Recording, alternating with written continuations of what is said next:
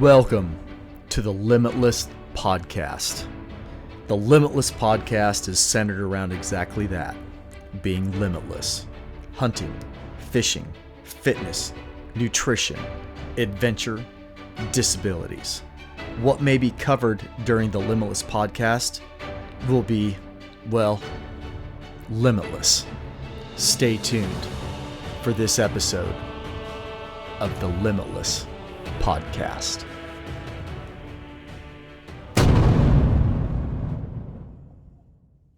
Morning, Limitless Podcast listeners. It's an early one today. It is 06:59 Eastern time.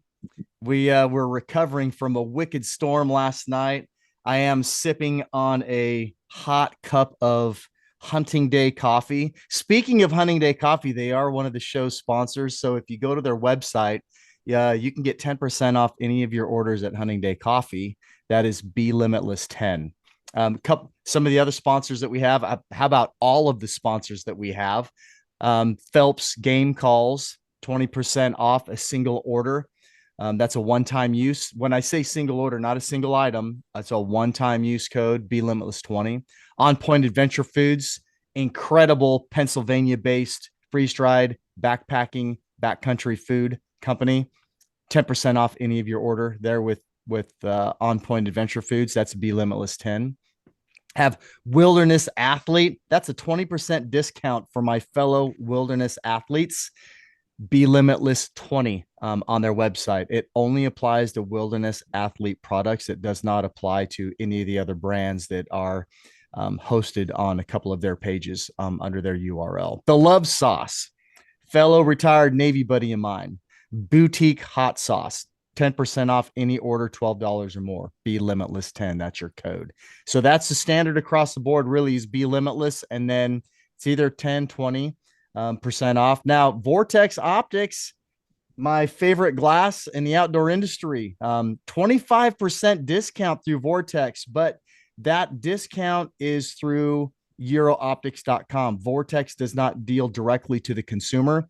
So you have to go to eurooptics.com.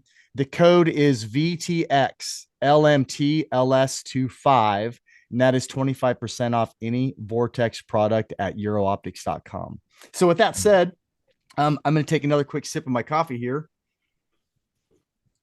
Wow. If you heard that through my through my mic here, that is the sound of pure goodness in the morning. But I have a handsome gentleman staring me in the face right now. If you're watching this on YouTube, you have the same view as I do. If you're listening through your radio or your Alexa or your phone or wherever it is that you jam podcasts through, this is a red-bearded, red-haired gentleman. He's fit. He's active. He's a lover of God. He's a lover of the outdoors. He is a lover of archery. This is Joe Rhodes. Joe Rhodes is an archer. He is a 17-year, sixth grade school teacher focused on world geography. Bless his heart. But the reason why Joe is on the show today is he is the manager of the Kniestedt Foundation. So I'm not going to ramble on and try to load you up front on what the Kniestedt Foundation is. I'm just going to give Joe the mic and he can start talking. Joe, welcome to the Limitless Podcast.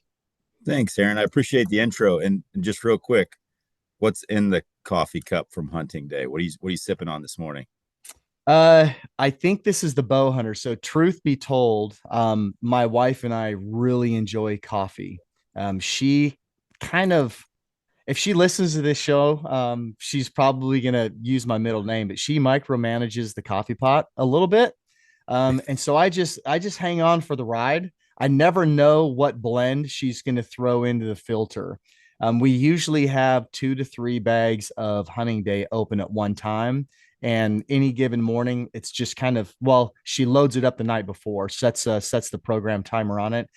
I really don't know what I'm getting until after I've had it, or, like this morning, I got up, read my devotional, read my Bible, went out to the shop and walked a mile for some rehab on the knee, came back in, crushed some oatmeal and prepped to meet with you, went down, filled my cup, and came back upstairs. I didn't even look and see what she had for us. But it's a when I say a standard blend, it's I just drink it straight black. So this will be either bow hunter, it's spear hunter, or PRC. It's one of those Yeah, three.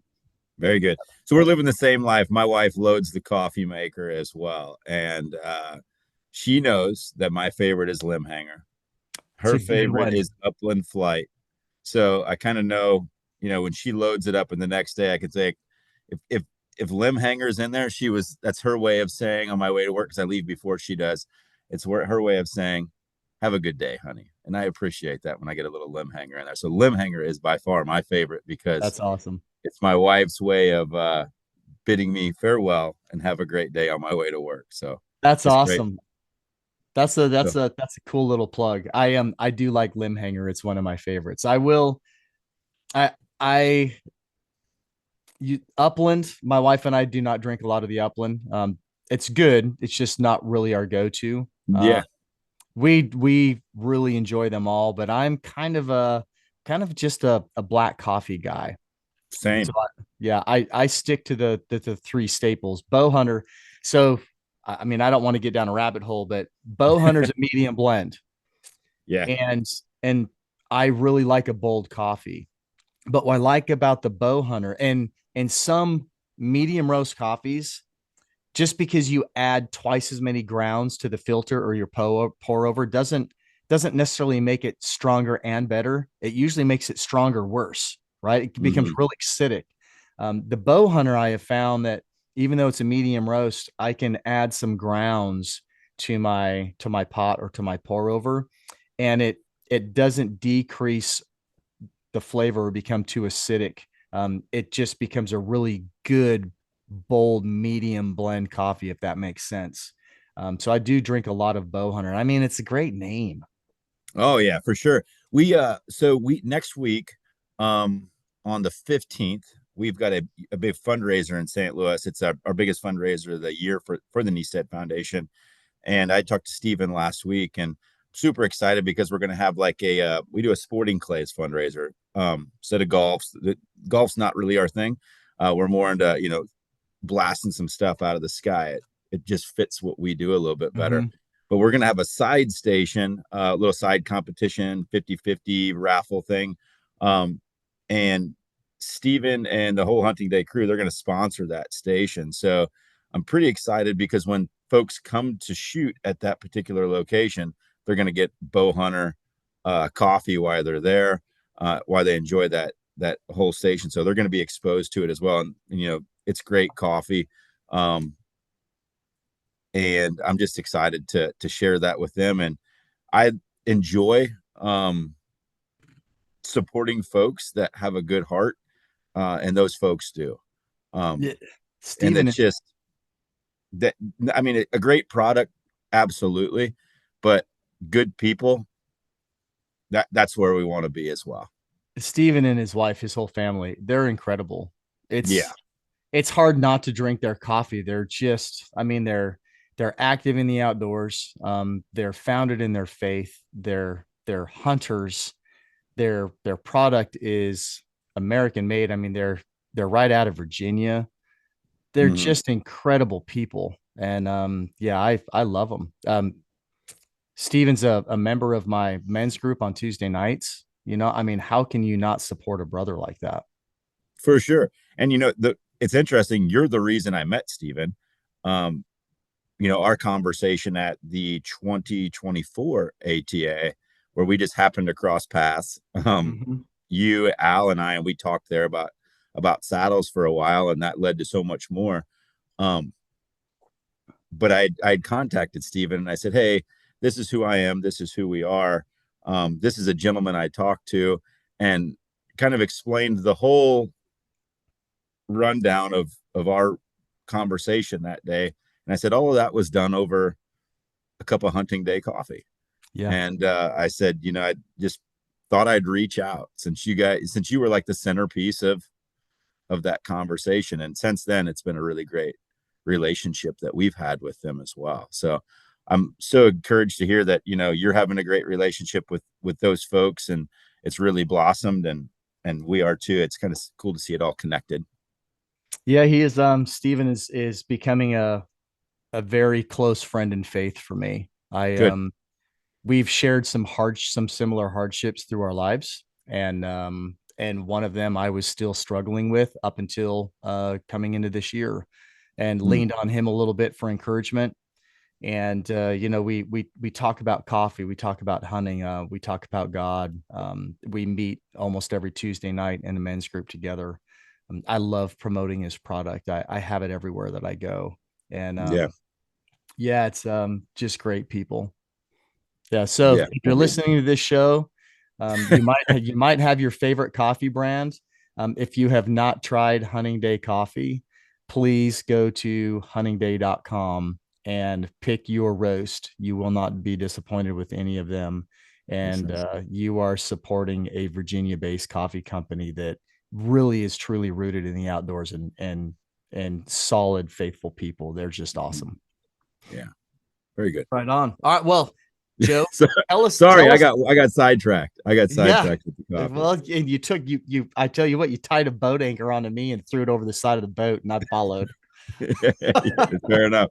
So let you me were come up asking from about let me come up go, for a breath. Go ahead, get on it.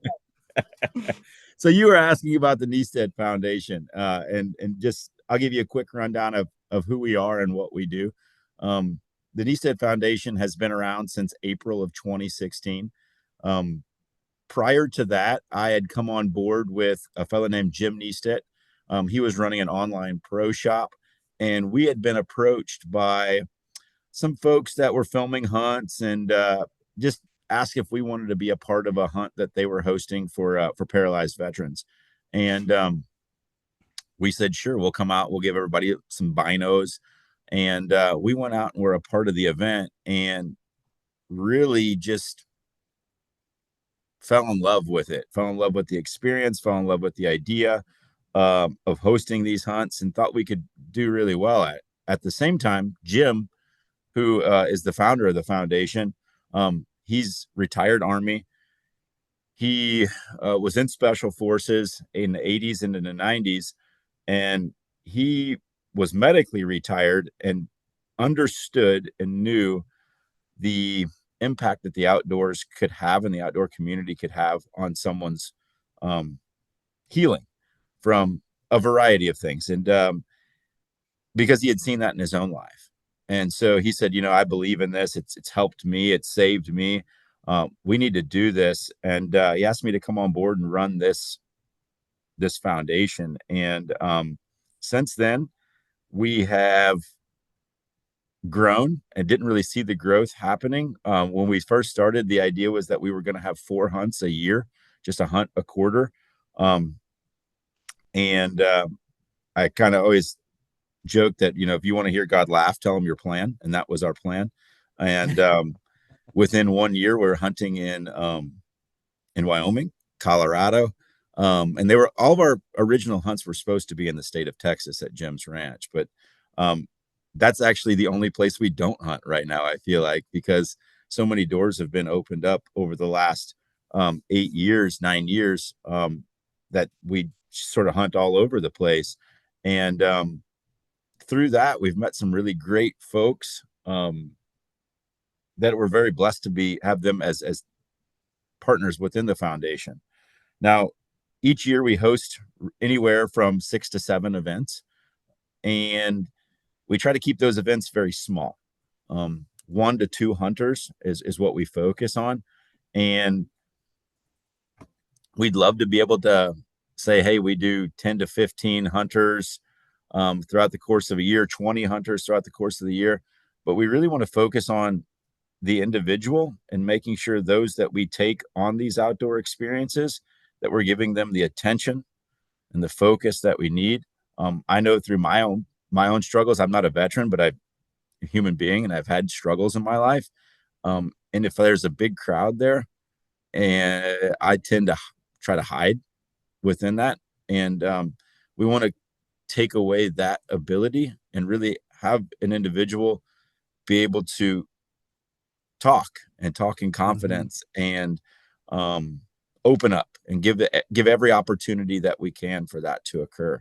Um, so we take those individuals on these experiences, and I feel like since we do that very small setting, we do get to know the people really well, and we get to have a better understanding of what they need long term.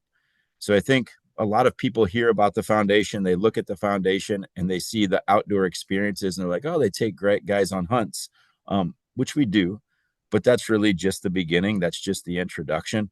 We're not so arrogant as to think, oh, if you go hunting with us for 5 days, that everything is going to be well in your life. That's just not the case. We look at long-term community, long-term support, and how can we best be a part of that. And the way that we understand how we can best be a part of that is those small settings and getting to know the individual. And then we sort of cater that long-term piece to who that individual is. But yeah, that's a brief rundown of who we are and what we do. I like to hear that. Our the A3G is a similar platform. We host one amputee a year, and we do that because one, it's the package that we've built it's a pretty high value package. We can't do Yeah. that. We can't replicate that 15 times in a year. The companies that support us just couldn't support that endeavor. But we get to interact with that amputee at a different level because it's one-on-one, or it's one amputee to 5 board members, right? Mm-hmm. And they do, when they're not able to hide in a crowd, and it makes them harder to hide behind their own fears, their own uncertainties, when it's just them. And it's me being an amputee, I can relate to some of their hardships, and so I can see it. So when they're trying to hide it, I can typically see it, and it's a much more intimate event. And and you can carry that through, not just through the event, but in in the future. We're still connected with pretty much all of our recipients, and you can't do that if you're hosting 15, 30, 50 guys a year. That's really hard to maintain that individual connection with them. I love to hear what you guys are doing and how you're doing it, and there's so much success and benefit from hosting it that way. Yeah, we truly believe so. And it's organic. I always kind of talk about the conversations that we have. People are, I think we are able to have some really, really organic conversations in those small settings. We're not one to say, hey, tonight, what we're going to do is we're going to sit around and cover these questions. And I want you to fill this out and I want you to talk about it. It's never like that. When you're in a small setting, I look at like our Colorado mule deer hunt that we host each year. We stay in a little condo in Steamboat Springs. That's kind of home base. And the conversations that we've had just in that living room of that condo have been phenomenal. But there's only been 4 people there. And Yeah. for me to be vulnerable and talk about my own struggles in that setting of 4 people, it feels so much more natural because I don't have a microphone and I'm not standing in front of a room.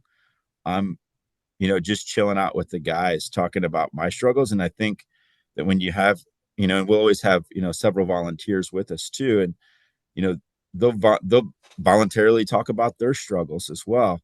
And when you've got folks talking about their struggles and just being open about that in that setting, real conversations happen about things. And, I think you can sit down and talk, say, I struggle with this, but really, if you don't trust that environment, if you don't trust that group, sure, you may struggle with that, but that's just the tip of the iceberg. You're not Yeah. really getting into real struggles and what's really going on in the real root of the problem.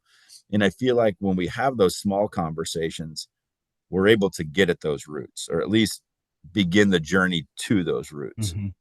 So I think you can gain a lot more positivity and forward progression in a smaller group than you can yeah. in a large group. I've been in those large group settings, Joe, and you'll see the small, in a large group, small groups will form, and Yeah. you'll have the small groups of pessimists, or the small groups of very negative people, or the people that focus on the negatives. And then you'll have maybe some folks that are intermingled, and then you'll have the small groups of positive people. And when your event is just a small group, and if the folks that are hosting the event or volunteering in the event, if they're positive people, when you have that one individual that's there to reap the benefits of that program, they're they're surrounded by positivity. So even if they're really struggling with a negative outlook, why they are there, they are blanketed in positivity. They're shown a path of positivity. And you can't replicate that when you're in a large group, because again, you lose connection with people in those large groups. Yeah, So I 100% agree. that's awesome. That's cool. Tell us a little bit more about that. About the small group setting. No, about Kniestedt itself. You gave some wave tops. I mean, unless you want this to be a 20-minute podcast, Joe, No, let's no. talk, let's talk about the Kniestedt Foundation. So the Kniestedt Foundation, I talked a little bit about the fact that we had this idea, and this idea was 4 hunts, state of Texas, throughout the course of the year. And then we met some folks in Wyoming, and we began to be introduced to various programs too that do exist all across the United States to assist veterans and getting veterans out hunting. So we went to Wyoming because two individuals, Dan and Norma Winder, contacted us and said, "Hey, here in Wyoming, if you have a tag, if you're a resident and you have a tag, you can donate your tag to a veteran who is 50% or more disabled per the VA, and we'd like to donate an elk tag to you." And we were like, "Absolutely, let's do it." So we tried to find an outfitter in the area that knew the area that could kind of speed up the process, because we didn't have a lot of time. We found out about the tag in August, and we needed to be out there in September. So Wow. it was a very quick turnaround, and so the outfitter was the easiest way to go. And that timing pushed us to find one of our greatest partners, and sort of transformed the Kniestedt Foundation. And that was a group of guys called Salt River Range Outfitters. We hired them to take a Vietnam veteran out into the mountains, and they did. And then upon the closing of that particular hunt, we tried to pay them, and they would not accept payment for that hunt.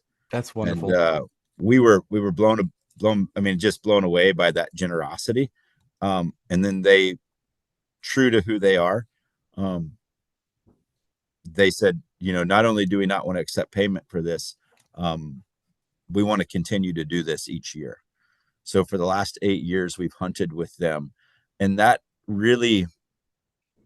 door opening made us think about, what is this really going to look like, and what opportunities could we really offer veterans? And as we're considering that, we meet another outfitter from the state of Colorado, and that is Hooker Mountain Outfitters out of Hayden, Colorado. And we come out there, we say, he invites us out. He says, "I'd like to host a couple hunters." And then for the last 8 years, he's hosted folks as well, on his private land, and not accepted payment whatsoever. And that really has begun this idea of, and we were so fortunate to have those people in our lives, because it showed us it gave us the push, I guess, to organize larger, big hunts in places like Wyoming and places like Colorado. And how are we going to plan this thing from beginning to end, and ensure veterans have a great experience, ensure they have all the gear that they need along the way, and ensure that they get this animal back, their trophy back, the meat, the mount, if that's something they choose to do. So as a manager, it just sort of thrusted me into, it's go time. You've got to figure out how to do this on a large scale. So I appreciate those folks, because it's now, because of them, even though I was a bit intimidated early on about those experiences and planning those experiences, now things come across the desk and they say, "Would you like to do this?" And you're like, "Yeah, we can do it." because these folks gave us a template on, Mhm. or at least the push to put a template together on how to organize these hunts. So those are two hunts that really changed us and changed the makeup of the foundation. Um, in that Wyoming mule deer hunt and that Colorado mule deer hunt, they're now staples in our yearly event. And this year we're going to Wisconsin to turkey hunt. We're going to be Nice. going to Wisconsin we're having a deer camp for our alumni. We talked about that long-term support. So we're getting alumni from all over the United States together in Wisconsin for an event there.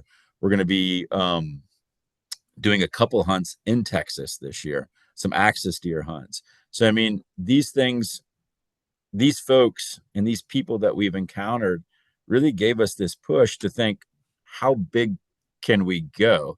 And not all things that we do on an annual basis we don't have the ability to replicate those things year after year. But we've been able to capitalize on some of the things that have been presented to us and offer really great events. Like we funded two individuals to go to Peru to through a University of Texas in the Rio Grande Valley. We sent them to Peru to actually do some to take a college course, and they got to hike all around in the mountains of Peru and just enjoy time there. But again, I think my small brain in the beginning of this never would have really wrapped my mind around how to do that if we wouldn't have had those valuable partners along the way. Now we look at it when something's presented to us, and we look at, number one, who's presenting it. I think early on we made some mistakes. Anytime you start something like this, you make some mistakes. Yeah. We made some mistakes and just kind of said, "Oh, it's an opportunity. Let's go roll it." And really, sometimes those opportunities were not truly from the heart, and we weren't. I'd say they weren't the greatest situations to be a part of. So now we really consider who's the opportunity from, where are their heart at for veterans. Are they there to give to others, or are they there to receive in some way, shape, or form? And so we look at that, and then we look at, if that's there, we can probably roll it. I think that's the biggest piece for us. The gear, the logistics, we can grind and work and make sure that those things are there. But if the heart is there of the individuals offering the experiences, that's truly what we look for. And we make sure that we're putting veterans in a good spot with folks that we trust, because there are times where those intimate conversations that we discussed earlier, where the host of the event, where they're welcomed into that. Mm. And we want to make sure that the people that we're allowing into those conversations are going to be sincere and genuine in their heart for veterans. I think about a guy named Chris Rankin from Wyoming. He contacted us last year out of the clear blue and was like, "Hey, I heard about you guys. I'd like to host a pronghorn hunt here on my family ranch." His family owns 30,000 acres in Wyoming. He said, "I just want to host you here." And that was a big one because Chris wanted the veteran to stay there at the house with the family. And so when you're taking a veteran into a situation like that, I got to know who that person is. Yes, you Um, do. and Chris and I spent a lot of time talking, just trying to understand his heart, trying to understand where he was. Um, and we felt like we were a great gauge of his character through those conversations. And we were correct on that. The day after the veteran left, Chris called me and he was choked up because he was gone. The veteran was gone. And they just loved having him so much at the house. He's part of the family. He's actually going back to be a part of the veterans, going back this spring to be a part of a cattle drive with him and his family. Oh, So they're that's going to host awesome. him back again. So those are the things that we look for, and those are the things that we want. We want some of these, and that particular veteran is early 40s and doesn't have a He's wife, doesn't have kids. he's young. Yeah, but he doesn't have that. He's got some family, but he doesn't have I mean, now he's got family in Wyoming that's hosting him and being a part of his life. That veteran just had back surgery, and you know, Chris and myself, we kind of worked to get himself a little care package together. So I mean, it's like that's the kind of heart that we're looking for, and that's the kind of heart that we want in these events, and that's what we really strive for, because that's what, if we're really truly doing this to make a difference in folks' lives, that's what makes the difference. I can give you a great hunting pack and all this gear and outfit you, but that stuff wears out. It's a gesture is a nice thing, but those real genuine relationships like that, that's what makes the difference for these folks. And that's what's really, in dark hours, you're not going to look at a pack, a sweet hunting pack, and be like, man, I love this thing. You're going to call on those people that have been placed in your lives. So that's a true, real priority for us, is to make sure that folks have a good heart. So love it. So you talked about I'm gonna get philosophical here for a minute. mm-hmm. You talked about the plan, that God laughs at your plan. Yeah. You know, it's there's a warrior leader from over on the European continent several centuries ago, that really started the military view of no plan survives first contact. So, I mean, no matter how many details and what information that we have, no matter how much we rehearse and all the details we plan on our side, the enemy always has a vote. You can put that into hunting as well, right? No matter how much we prepare, no matter how good and high tech our equipment is, no matter how much we train and practice and shoot, when we hit the wilderness or your field edge or your private property, wherever you go, the animal always has a vote. Mother Nature always has a vote and on how that whole scenario is going to play out. You can do everything perfect and the wind will shift, or you can do everything perfect and that animal just decides that I'm going to go over here and eat today, and they're not going to walk into your shooting lane. You know, when you and I first met, I was not a Christian. I was an atheist.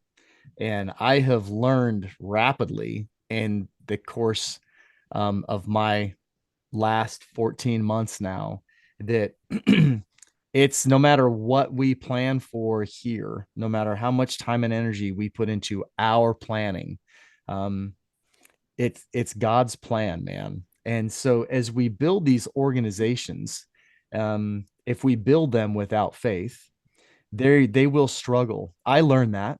I struggled my first couple of years with my nonprofit.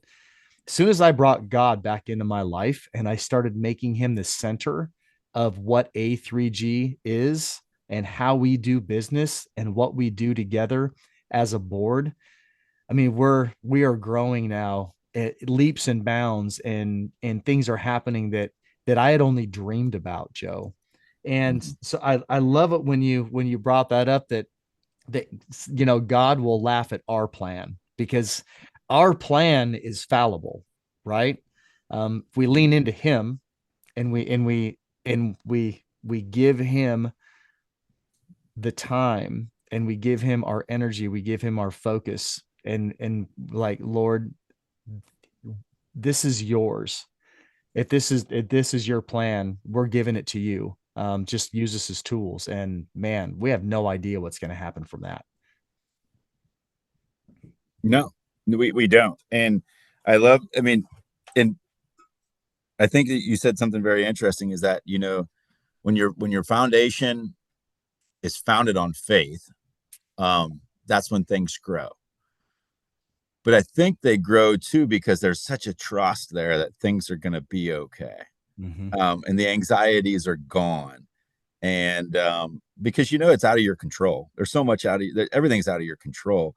All you can do is be dutiful, and give your best effort. I think sometimes when we say things are out of your control, you just say, well, I'll just sit back and let things happen. I don't believe that at all. I think that God will move mountains, but if you ask him to, but don't be surprised if you wake up next to a shovel. So we've got to certainly do our part. But I think about, being rooted in faith, looking back at this planning for this current fundraiser that we have coming up. It's our 8th annual one. It's gone really well, and we've had a lot of growth in that fundraiser over 8 years. And I always try to take it a step up each year, and grow and make it more awesome for those that are coming. And there was a time about 4 weeks ago where I was sitting in my basement and I'm looking around and I'm like, this is the year. This is the year that it all falls apart. This is the year that this fundraiser is going to be a bust. Look at the donations that we've got. They're just not here. And I'm having this moment of like an attack, right? Where I don't know what's going to happen and how this is going to work. And I'm freaking out. And I'm reminded that it's out of my control. So I just had to walk away from it. I said, I'm just going to walk away from it. I said, God, your will be done. With whatever this event is going to entail, your will be done. In 3 days, and this is no lie, in 3 days, I had no idea what I was going to do with the amount of stuff that was in my basement. I had no idea how it was. It's just like in those next 3 days, that was a Tuesday, by the end of the week, boxes on my front doorstep, just like, here's this, here's that. And I'm like, I didn't even contact these people. Like, I didn't even know who this company even is. But this company had talked to this company. They said, yeah, we'll be a part of it and we'll put it together. And it's just like,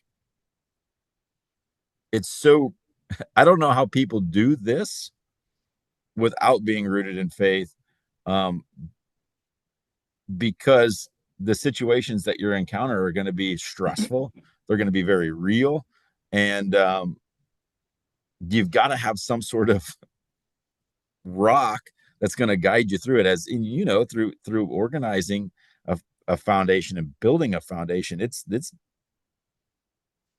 There can be a fair amount of stuff that can freak you out and send you over the edge and keep you up staring at the ceiling at night and waking you up in the middle of the night and being like, oh no, what is this? What's that? And it's like, it's heavy. It can be heavy at times. And to be rooted in faith and to understand that it's all going to be okay, it's a huge piece. It's a huge piece of for me as far as leading this foundation. That's wonderful. So tell us about your fundraiser. So fundraiser, we started this, like I said, 8 years ago. It's a sporting clays fundraiser. We run 2 flights of shooters. And the first year that we had this thing, we had 80 shooters that this thing was open to. And I just hoped that we were going to fill 80 spots. That was my goal. I said, let's just fill 80 shooters and see if we can make it happen. And the day before the event, we got our 80th shooter. And I was like, we made it. That was our goal. And the people that showed up that initial year, going back to folks that have a real heart for veterans, that's who showed out that year. And I didn't realize it that first year, who those people were. Some of them strangers to me that just heard about a clay shoot in the area. And I didn't realize who they were until they started to come back year 2, year 3, year 4. And, fast forward to this year, I'll say this, those initial 80 folks that showed up created a community there. They created a community of outdoorsmen. They created a community of veteran support that set the tone for what the last 7 years since then has been. And this year, that shoot was open to 120 shooters, and we sold out in 28 minutes. Wow. Because it's become a day that people just want to be together with folks that are like-minded. Out of that 120 shooters, I'd say that, looking back on it, I looked through our roster last night. We're looking at about 85% of those people have ties to that first year. So they've been coming back year after year after year. And it's become a day where yeah, you raise money and you support veterans, but you also see old friends that you didn't know you had 8 years ago. We host it at a place just outside of St. Louis, Missouri, called the Top Gun Sportsman's Club. They've got 14 shooting stations set up through the woods that can present you with different scenarios that you may face in the outdoors. It's a pretty tough course. It's a 100-bird course, and they've got some gimme stations, I feel like, when you go in there, that keep folks coming back, kind of boosts your confidence a little bit. And then they've got the separator stations as well, to make sure that those trophies are handed out to the right people at the end of the day.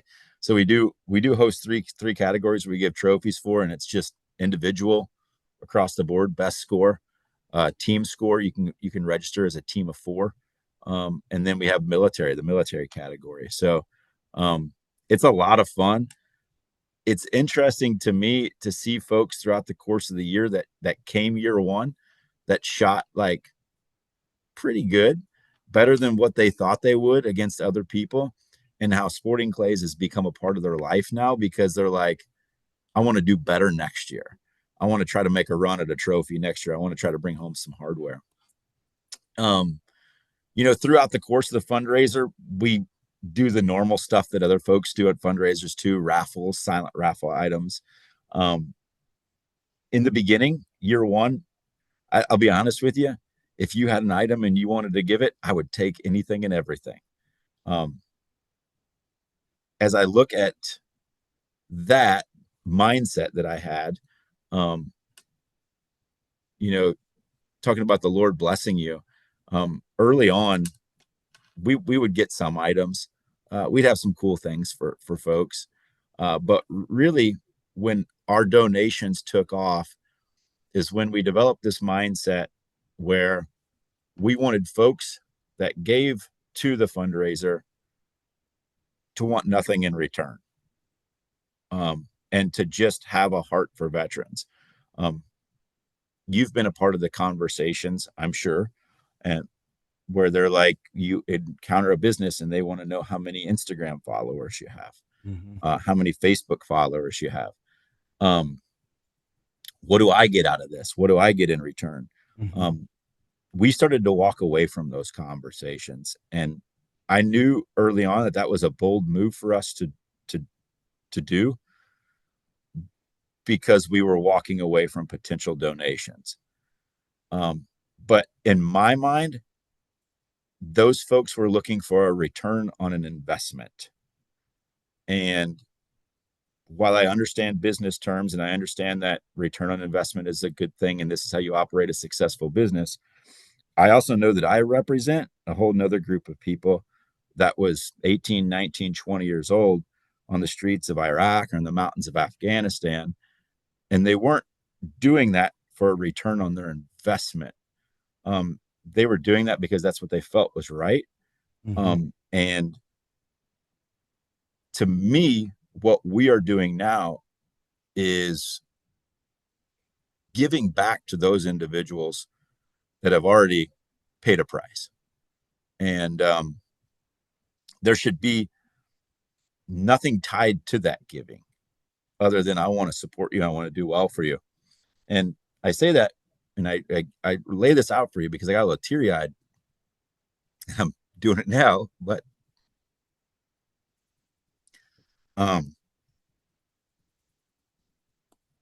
with that mindset, I counted up our sponsors last week, and we've blown it out of the water. Our record, we've blown it out of the water by 8 sponsors this year. We're at 63 sponsors for our event that gave, no strings attached, just wanted to do well for veterans. And I'm so proud to be able to look at the veterans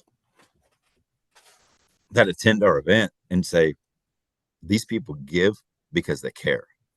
And for that to be the mindset of that event, and to have that laid out for these folks to say, I want you to look around at all of these items that are here, the big, the small, all of them were given with no strings attached.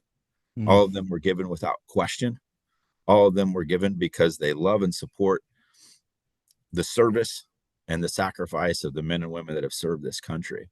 And I think that's a very powerful thing to be able to tell people that, and to especially the veterans that are there and the veterans that are in attendance. So we are very much looking forward to that day. We're looking forward to that community. We're looking forward to presenting these items from these great sponsors that we've had. And it's a busy time. My wife, as we encounter like 3 weeks out, she's like, "Oh, it's clay shoot time," because she knows that it's just going to be a lot of work. And it is. Don't get me wrong. It's a grind, and there's a lot to do to present a good, solid event. But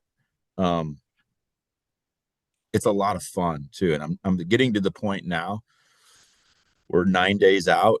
Getting to the point now where I'm just looking forward to the day, and just looking forward to talking to folks and seeing folks again, and reconnecting with veterans. It's become an alumni type event too. So many alumni are coming in to be a part of this, to support the foundation that helped them so much, and that means a lot too.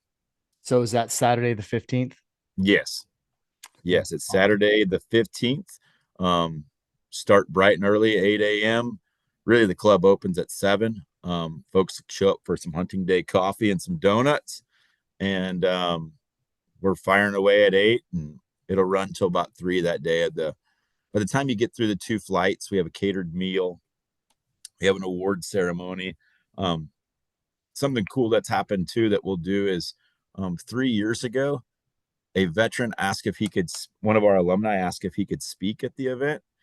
And so this year we'll have our 3rd veteran speaker. That was always something I stayed away from.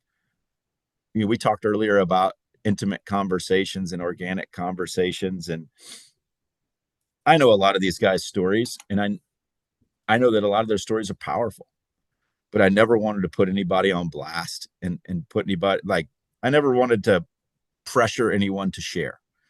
And we film a lot of our hunts as well and put them on YouTube and things like that. So, and we don't ask folks to share on there either. Their story is their private story, and they don't need to share that out. I mean, it's a very personal thing to them. But that veteran 3 years ago, his name was LJ Planner, Army veteran. He kind of opened my eyes to the fact that some folks do want to share. And so I opened up that door after he shared last year, and a gentleman came forward and said, "Yeah, I'd love to share this year." And I did that again this year. And I thought, well, we'll probably not have anybody share. As I looked at the list of veterans that are going to be there, I said, nobody's going to share. And a guy came out and really surprised me. And he said, I feel like it's on my heart. I need to share my experience with the foundation, with the crew, or with the folks that are there. And so we'll have that as part of our event too. And I'm looking forward to Cody, a Marine Corps veteran, sharing his story and his journey with the foundation as well to the crew. And that's become a really pivotal piece. But by the time we do all those things, it's 3-4 o'clock before the day is over with, and pretty zapped by that point. So I imagine. Yeah. It's putting on an event takes a lot of energy, and it can be draining, emotionally draining. Yes. 100%. That's an aspect of it that some people don't realize, is the emotions involved in it. And I think we'll see. I'm going into the 4th year with A3G. The last 3 years, I mean, it's waterworks for me. Every year that I have announced our recipient, I'll get all teared up and snotty. I mean, it happens. I don't know if this year will be different. Part of me hopes that it is. Part of me hopes that I can get through a recipient announcement without getting all choked up and crying on social media. But the other part of me is, it's almost like buck fever. I don't want that emotion to ever leave my body for what the A3G is trying to do for other amputees, right? And people that don't embark on that journey, they don't understand the emotions involved in it. And It's one of my favorite words, and you've used it during this recording. Is powerful.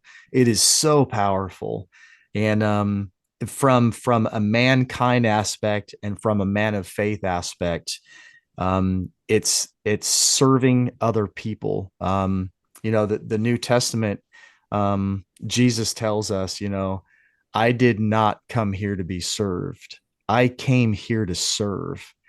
Mm, And when we serve him and when we serve other men and women, when I say men, I'm using that in a generic human mm, kind term. So when we serve the Lord and we serve mankind, the the benefits from that are just amazing, and the emotions from that are so powerful. It's just be a I encourage anybody, if you don't want to start one, I understand that. It takes a lot of time and effort. Be a part of one. Give mm. to one. Turn on that tap.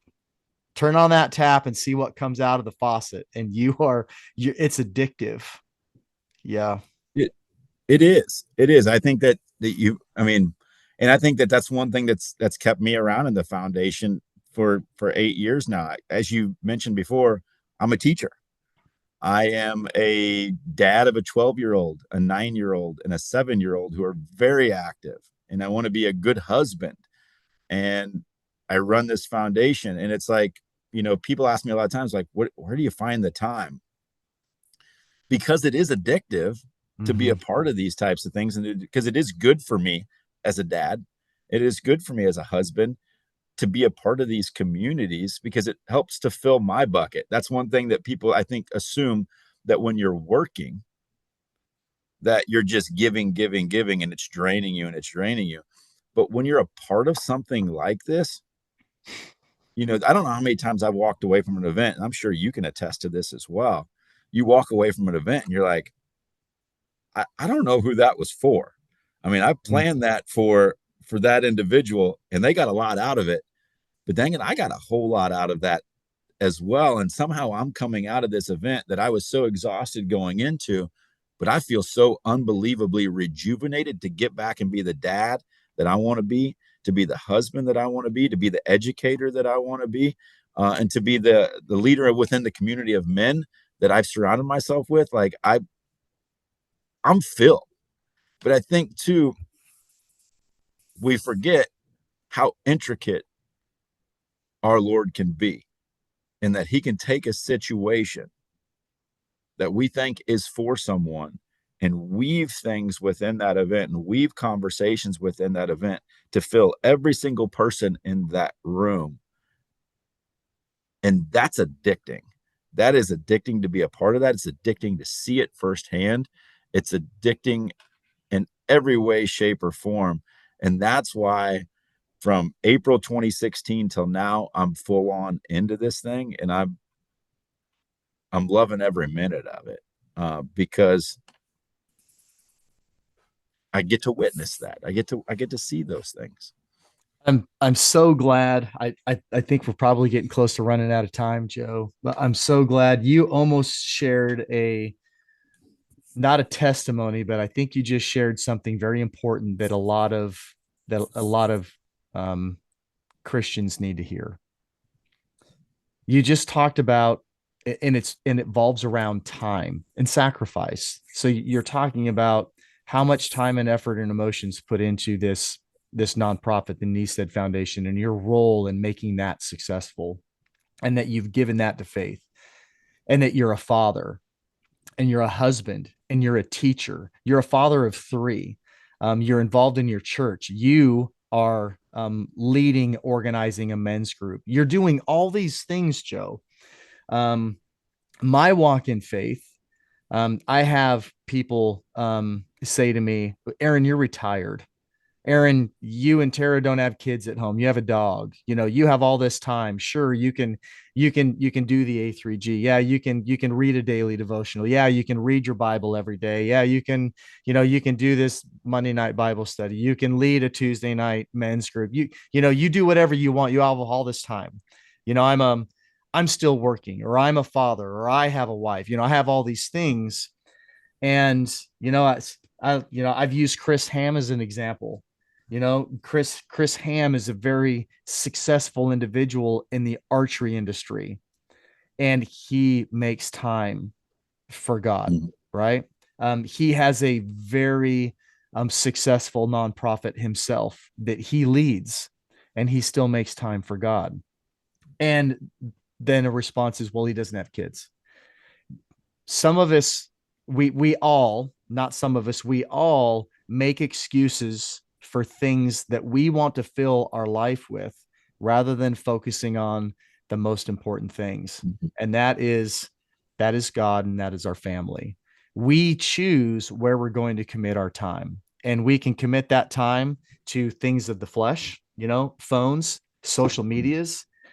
Some of us spend 2 or 3 hours a day in the gym. We're not professional athletes. We're not bodybuilders. We're not getting paid to travel the CrossFit circus, right? So if we choose to spend 2 to 3 hours in the gym, what does that end for? Where's that going to lead us? A lot of times it's leading us down a road of pride. Um, you know, um, self desires, self feeding, right? If I Mhm. cut my workout by 15 minutes and open my Bible and read one scripture or one chapter, where's the benefit in that? Where is that going to lead me? If I sacrifice some time for a men's group or a Bible study, um, or to serve somebody else other than myself, we can always make time if we want to. That's something that I'm trying to work on myself. If I fail somewhere, let's say you and I were meeting this morning, 7 o'clock Eastern time. And yeah, I am retired, but I have irons in the fire. Your work, you've just listed all the things that you're doing. So if I would have texted you and said, "Hey Joe, I need 5 more minutes," how why? What did I not do this morning to prepare to respect your time, our commitment to one another, and then all of the other things going on through our lives, right? Um, Mhm. and I'm really trying to look at that, and I'm trying to gently impress upon that around people around me of when you say you don't have time, what does that really mean? Because you're spending your time somewhere. So where are you spending it? Mhm. I I'm agree, and I look at things too, and I think of people that go to the gym, people that enjoy to hunt.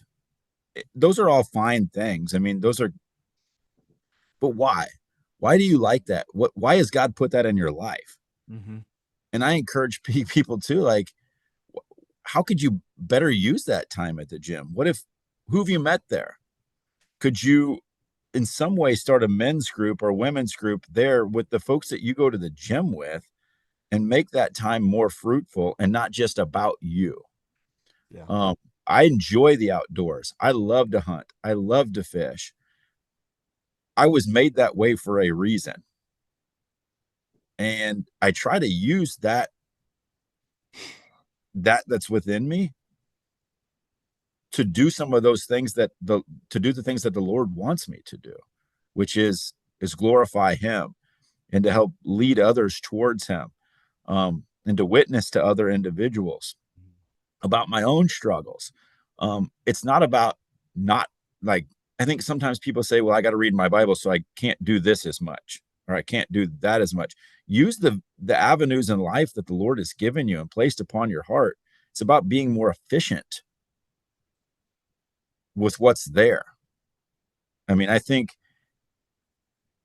there's no, I mean, if it's there, if it's within you, if it's a passion, use it.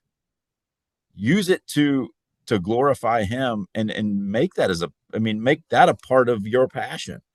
Mhm. I think that would be a huge piece for people to do. People always say, well, how do you do this? How do you do that? Well, I take them along with me. That's how I do that. Yeah. And it's not about, I certainly believe that that you need to carve out a piece of your day for your own personal study, your own personal time with the Lord.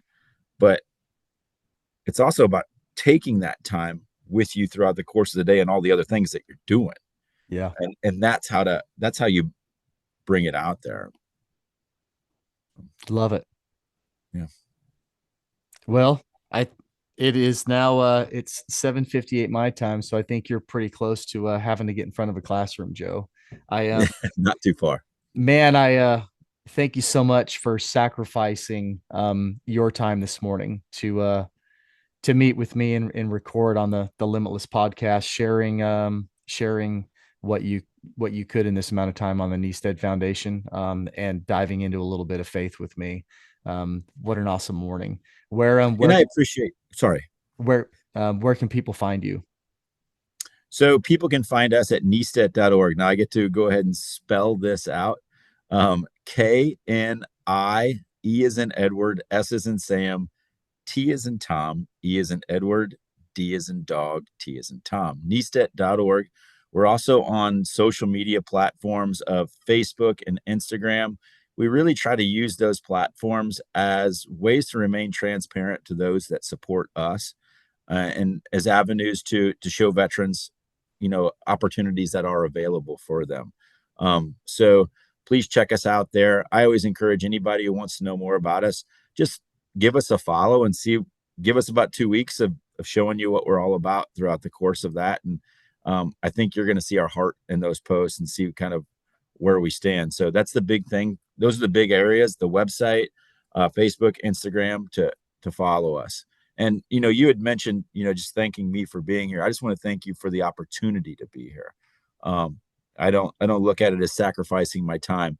I enjoy talking to a brother, and I fully believe in everything that you're a part of.